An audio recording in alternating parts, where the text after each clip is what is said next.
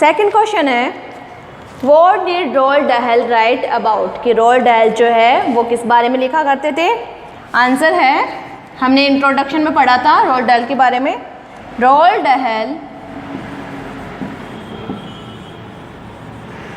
wrote about his boyhood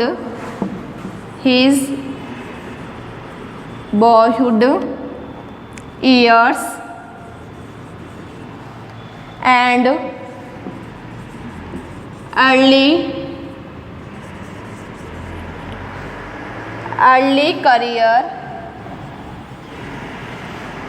early career in boy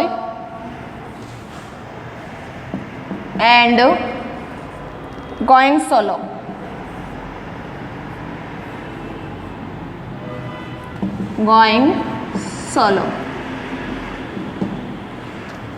कि Roald Dahl जो है वो अपने बचपन के बारे में, अपने करियर के बारे में, और गोइंग सोलो यानी जब वो डे बोर्डिंग स्कूल में जब पढ़ते थे तो उसके बारे में वो लिखते हैं। थर्ड क्वेश्चन है whom is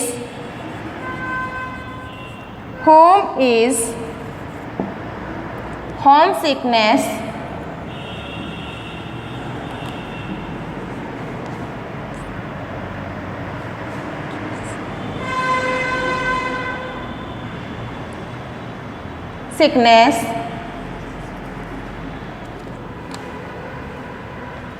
होम या विच लगा दो इसमें, एक मिनट, इसमें लगा दो विच, होम, विच या home is home sickness compared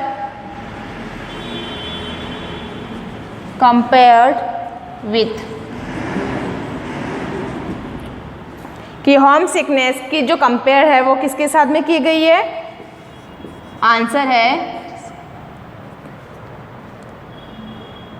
home sickness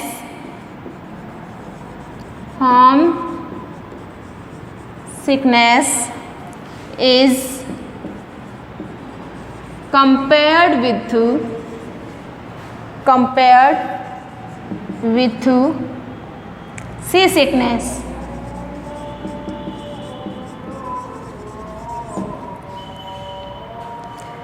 next question 4 है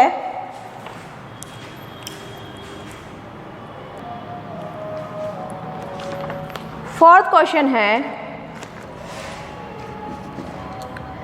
who is more wisdom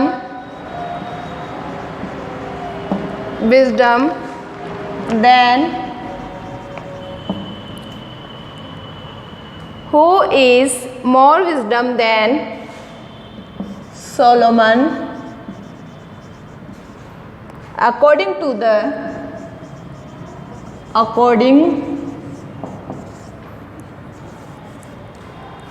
the author।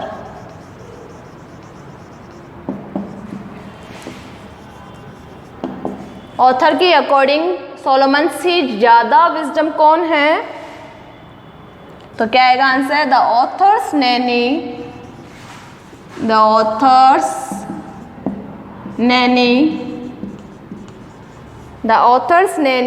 Is more wisdom than Solomon according to the author।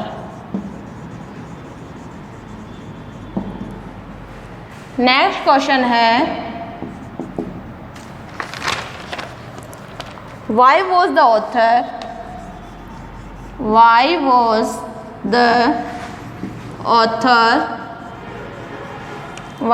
author clutching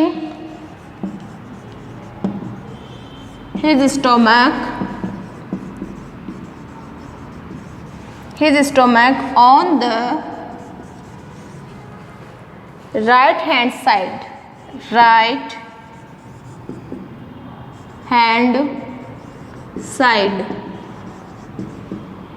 answer है,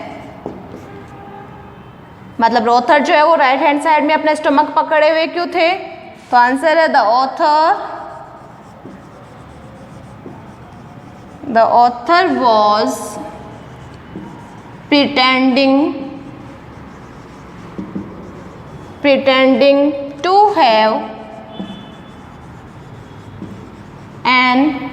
have an attack of appendicitis।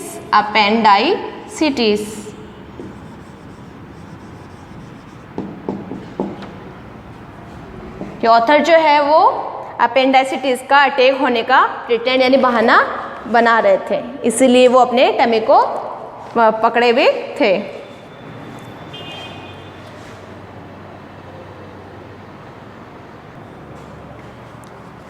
Sixth question है,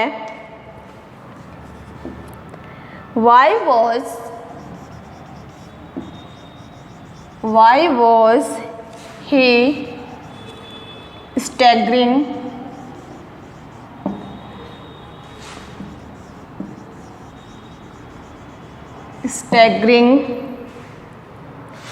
pathetically।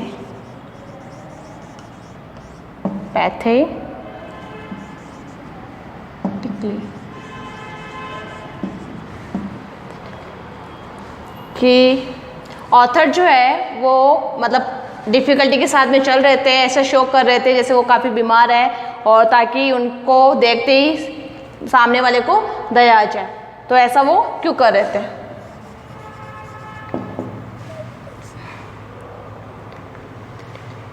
Answer होगा because he was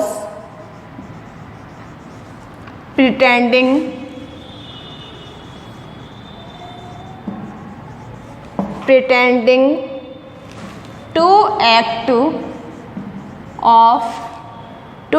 of being very ill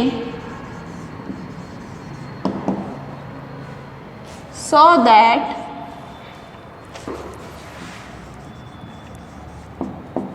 that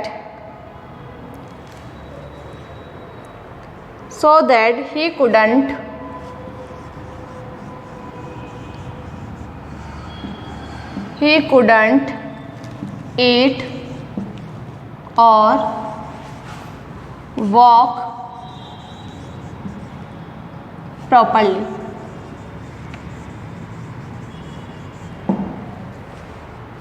So he couldn't eat or walk properly, इसलिए वो बहाना मतलब चल रहे थे ताकि वो बीमार होने का बहाना बना रहे थे, और वो कुछ भी खा नहीं पी रहे थे, और इसलिए वो अच्छे से चल नहीं पा रहे थे। क्वेश्चन 7 है, Who are the adults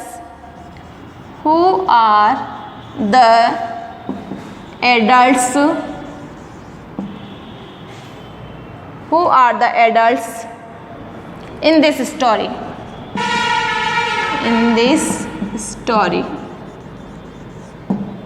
Who are the adults in this story? इस स्टोरी में एडल्ट कौन है, मतलब बड़े जो भी आए थे वो कौन है?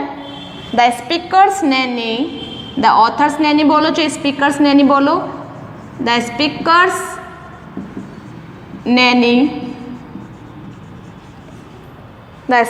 नैनी, आगे the school doctor, the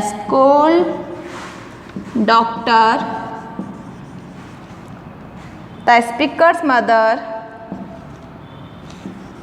the school doctor's nurse भी आ जाएगी इसी में। द स्पीकर्स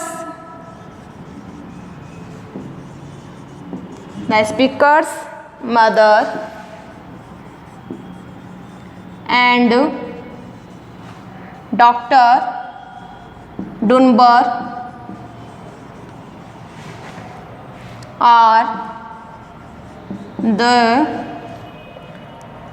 the adults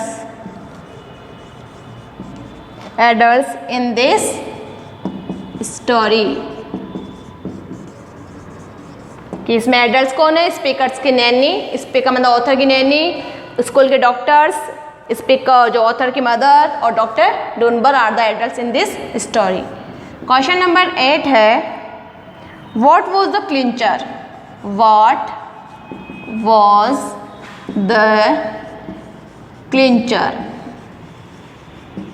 ये वर्ड आया था कि उसने वो स्लिप कर दिया था क्लिंचर को मैट्रन के हाथ से। What was the clincher? Clincher क्या था? आंसर है the clincher was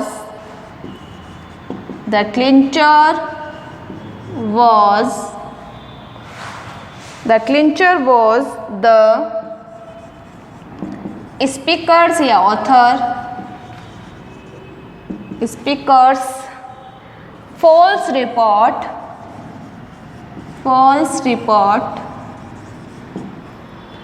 to the matron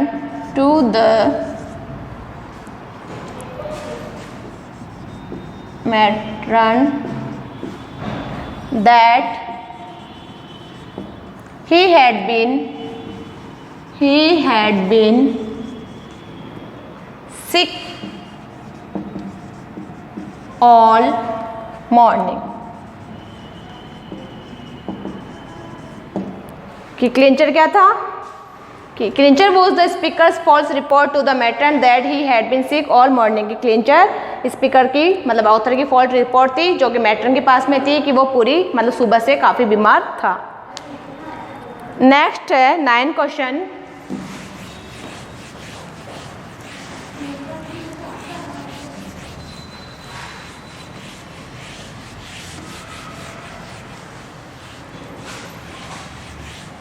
question number 9 है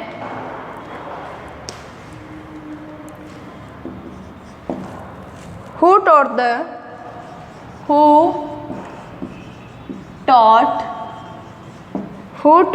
speaker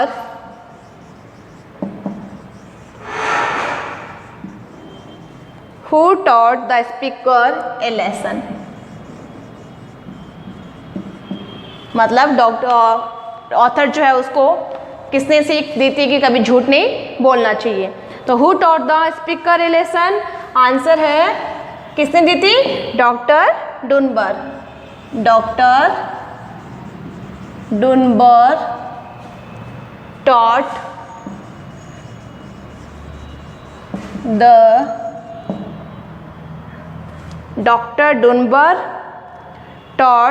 the speaker a lesson. Doctor Dunbar taught the speaker a lesson. Doctor Dunbar ने उनको लेसन यानी सीख जो मोरल जो होता है वो सिखाया था कि उनको कभी झूठ नहीं बोलना चाहिए। नेक्स्ट 10 नंबर क्वेश्चन है what was the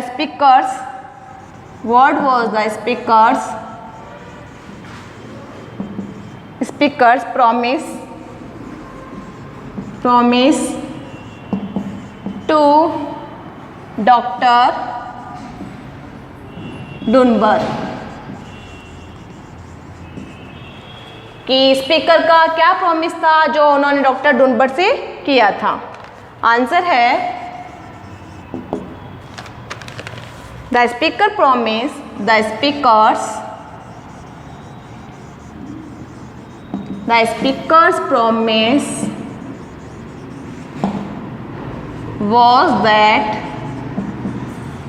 was that I'll never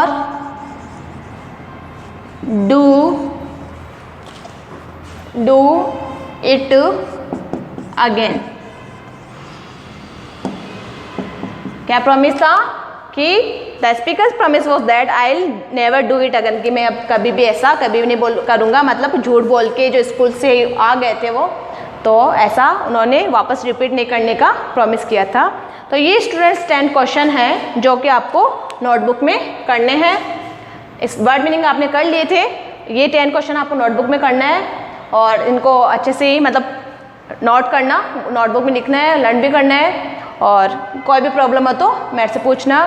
दूसरी बात, अपनी सेफ्टी जो है वो बनाए रखना, घर पे ही रहना है, सेफ रहना है, जो भी प्रिकॉशंस होते हैं बाहर जाओ तो वो लेने हैं, और अपने लंच डिनर ब्रेकफास्ट में हेल्दी फूड ज़्यादा से ज़्यादा लेना है, और हेल्दी वाला जो दूध है उसको भी पीना आपको, और मोबाइल्स का ज़्यादा यूज़ नहीं करना है, जितना ज़रूरत है उतनी ही मोबाइल्स का यूज़ करना है आपको, केवल स्टडी के लिए, बाकी पर्पज़ के लिए आपको मोबाइल्स का यूज़ नहीं करना है, और लेसन को अच्छे से पढ़ना और अच्छे से इस वीडियो को सुनना, जहाँ पे भी प्रॉब्लम है वहाँ मेरे से कांटेक्ट करना, ठीक है। Thank you.